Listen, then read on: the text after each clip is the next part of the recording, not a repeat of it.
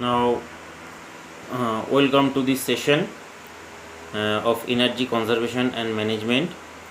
In the second module, we need to be discuss the need for energy conservation, estimation of finite fuel resources, example for and a model that is called Hubbard model for oil reserves. So this we need to be discussed.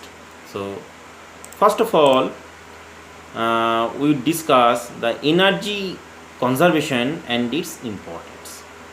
So why energy is need to be conserved in our country, particularly the country we live, that is India. We know that increasing demand for power has led to considerable fossil fuel burning, which has in turn had an adverse impact on environment. In this context, efficient use of energy and its conservation is of paramount importance. It has been estimated that nearly 25,000 megawatt can be saved by implementing end use energy efficiency and demand side management measures throughout India. That means if we can save the energy of this much amount, we do not need to be go for more energy fuel burning by installing new power plant for the conventional one. So the fuel will that we need to know that fuel it need that we can save, as well as we can save the globe for the emission of carbon dioxide. Now, efficient use of energy and its conservation assumes even greater importance in the view of fact that one unit of energy saved at the consumption level reduced in the need for fresh capacity creation by 2 to 2.5 times. Further, such saving through efficient use of energy can be achieved at less than 1/5 cost of the fresh capacity creation. Energy efficiency would therefore significantly supplement our effort to meet power requirement apart from reducing fossil fuel consumption. That means, as we know that coal energy, etc., this is the low grade energy, and by some means the conversion, most of the energy that are rejected into the atmosphere. So suppose a 1 ton fuel or is burning, at the end suppose we are getting its equivalent to 25% of its energy at the high end, that means high grade energy we can convert, remaining energy are wasted.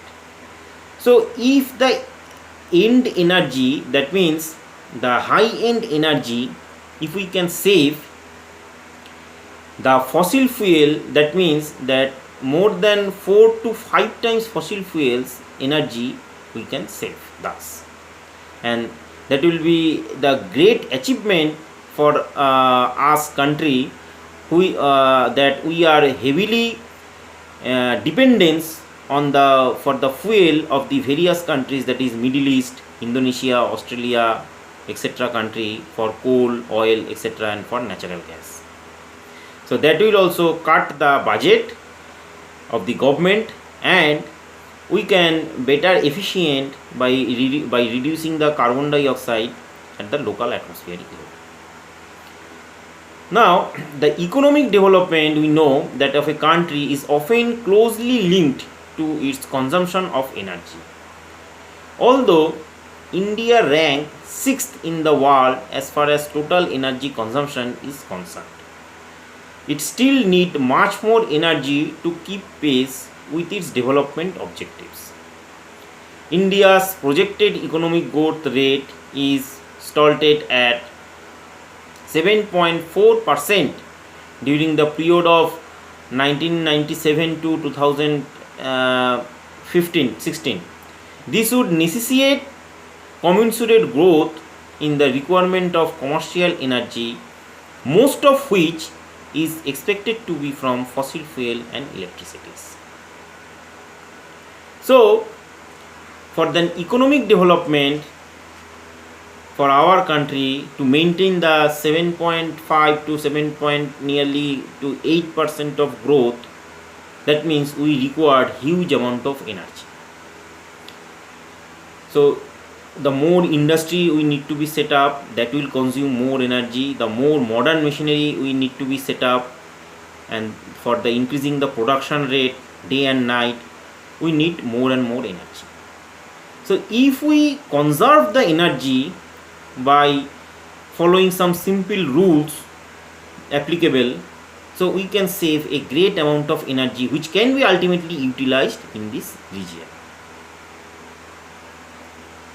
and we can save our energy also for the future generation. Now, India's proven coal reserve may last for 200 years, but the limited known oil and natural gas reserve may last nearly 20 to 25 years, which is a cause of concern. The continued trend of increased share of petroleum fuel in the consumption of commercial energy is bound to lead to more dependency on import and energy insecurity. India's energy intensity per unit of GDP is higher as compared to Japan, USA and Asia by 3.7 times, 1.7 times and 1.47 times respectively. This indicates inefficient use of energy but also substantial scopes for energy savings. The increasing global trade, liberalization and growing global competitive have been made productivity improvement, including energy cost reduction, and important benchmark for economic success. Therefore, an paradigm shift in our approach to energy policy issue needed a shift from a supply dominated one to an integrated approach. This integrated approach would have to incorporate a judicial mix of investment in the supply side capacity, operational efficiency improvement and existing power generating station, reduction of losses in transmission and distribution, end use efficiency and renewable technologies. So as a whole, we can see that energy intensity per GDP India has the highest as compared to the developed countries. So more cost or more energy is required for our country to produce something or for distributing something. That means we are using using energy less efficiently. On the other hand, it is included that we can save the energy. So there is a potential to save the energy. So for every sector, that is for generating station to reduction of transmission system, that we need to be modified, and we have to go for more renewable technologies we have to be used for the generation of the power. The policy goals and concept would have to be shifted from energy conservation to energy efficiency, and from energy input to effectiveness of energy use and energy service. Creation of new power generation capacity is costly and necessitates long generation period, whereas energy efficiency activity can make available additional power at comparatively low investment within a short period of time. Now, as a whole, we know that why we need to be conserve energy in local level, that means state level, district level, etc.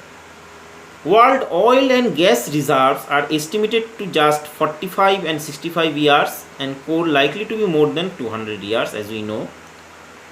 And our coal reserves may last for 200 years, but limited oil and natural resources that may deplete within 20 to 25 years, which is a cause of concern. So to continue trend for this, we need to be consume more petroleum and we need to be import.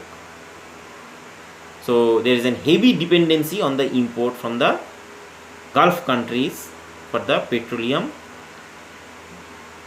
and for the crude oil, etc.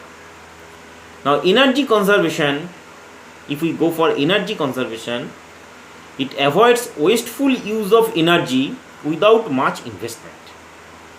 It can be termed as a new source of energy which can be readily used without any further loss of or gestation period. It is the cheapest source of energy. In fact, it is the easiest solution to bridge the gap between the demand and supply. Some other reasons, that is, increasing energy demand in our country is a drain of national economy. Besides, it is a major factor hindering the competitiveness of basic Indian industries in the global market. Thus, energy conservation is equally important for the nation and industrial firms. Electrical power is one of the scarce resources in our country. Generation of electricity is very capital intensive. 1 megawatt power generation costs approximately 4 crore because of low plant load factor and high transmission losses in the country. The installed capacity of the power station has to be therefore 2.2 times the electrical load. Energy savings achieved through energy efficiency and conservation also avoids the capital investment in fuel, mining, transport, water and land required for proven plant, thereby mitigating environmental pollution. At present, there is a gap of, suppose in our state, West Bengal, nearly 4000 megawatt between the demand and supply of the electricity. So to install 4000 megawatt capacity, the requirement for capital in order to approximate, suppose 20,000 crore rupees. Generation period for setting up for the new power projects, it may take 4 to 5 years. Hence, the energy conservation measures provide cheapest way to bridge the demand and supply gap with minimum capital investment. It also improves the plant load factor for generating station, which helps to reduce the cost of electricity. As we know, our state is going to be India's one of the leading industrial state. It has to be, suppose 15,000 industries, of which around 5 to 6,000 industries are estimated within it. That is, energy need to be conserved. Now, there is an Hubbard model for oil reserves. So Hubbard theory or Hubbard curve is a model that approximates the production rate of a resources over a period of time. Especially, Hubbard's peak refers to the point at which the production rate is at the highest with demand for the resources rising. And after this, it predicts a drop in correlation to the increased demand. During this drop, there may be dramatic difference in production and demand as demand continues to increase but production drops overall. Now this figure shows, that is, Hubbard predicted model in an oil field. Although this model can be applied to many resources, but generally Hubbard, that is, he developed a model for an oil production. So what are the concept? In 1956, M. King Hubbard, who is an American national, presented a paper to the American Petroleum Institute that reflected on the potential outcome of the steady exponential growth of fossil fuel use. Particularly, he noted that the rate of consumption of this fuel was greater than the rate at which new reserves are being discovered. Because of this imbalance, Hubbard predicted that crude oil production would peak in the 1970s 80s and then drop drastically over the successive years. This peak is shown by the here. These peaks are shown here. You can see these peaks are shown here. These peaks, etc.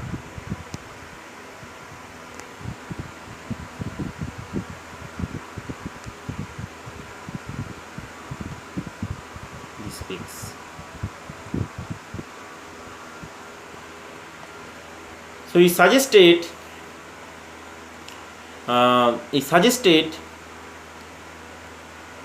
the total area under the curve is the total amount of oil extracted up to a given point in time. Given the symmetric prediction of the peak, it would mean that around half of the oil has been used. So when we go for the peak, that means half of the oil it has been used. Hubbard's prediction proves to be mostly corrected. Because of this decline, that company need to be focused on the more discovery or more need to discover the oil fields. However, later unforeseen advancement in the production of the oil has increased. Mainly the production of oil in the various fields has been discovered. The theory of peak oil says, Hubbard says that the theory of peak oil says there will be an ultimate peak in oil production when half of the oil reserves remain. The prediction itself determined by explaining that there is only a finite amount of this fossil fuel are there,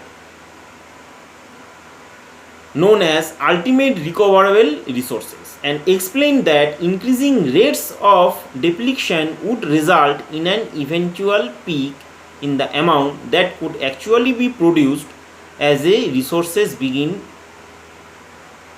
Essentially, this ultimate recoverable resources represents the entirety of a Machiavelli box, includes all undiscovered resources as well as reserve known exist. Although Hubbard's prediction was correct, it is unclear if the Earth has hit peak oil or not.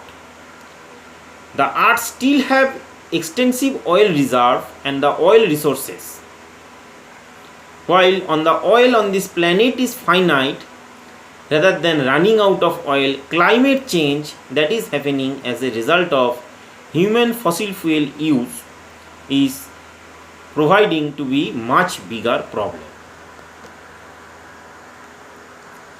So with this, that is the second module of this subject, that is energy conservation and management, we are just discussed about that second module.